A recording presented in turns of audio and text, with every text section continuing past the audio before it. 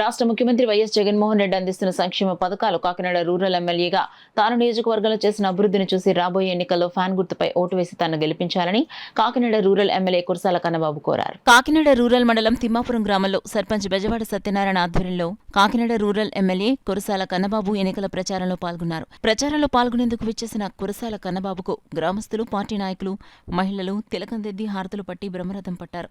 ఇంటింటికెళ్లి రాబో ఎన్నికల్లో ప్రజలంతా ఫ్యాన్ గుర్తుపై ఓటేసి గెలిపించాలని కోరారు. కార్యక్రమంలో మండల vice president Bandiri Virisha, MPTC Muddana Venkataraju, party నాయకులు, కార్యకర్తలు, మహిళలు పాల్గొన్నారు.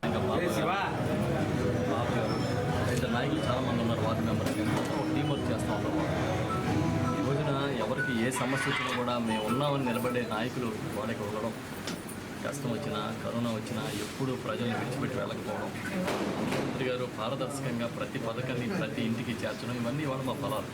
అందుకే ఎక్కడికి వెళ్ళినా కూడా నీరాజన పడుతున్నారు. మేము ఉన్నాం, మేము మిమ్మల్ని గెలిపిస్తామని చెప్తున్నారు.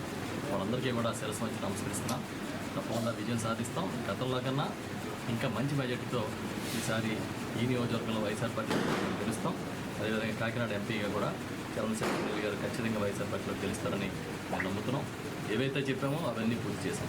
ఇంకా డెవలప్మెంట్ ఇష్యూస్ కానీ సంక్షేమానికి సంబంధించిన ఇంకేమైనా ఉంటే అవి కూడా వచ్చిన తర్వాత తప్పకుండా చేస్తాం. ఎందుకంటే కులం చూడడం, మతం చూడడం, ప్రాంతం చూడడం, మీరే పార్టీకి ఓటేశారని 2019 ప్రారంభంలోనే ముఖ్యమంత్రి గారు చెప్పి పథకాలు అమలు చేశారు.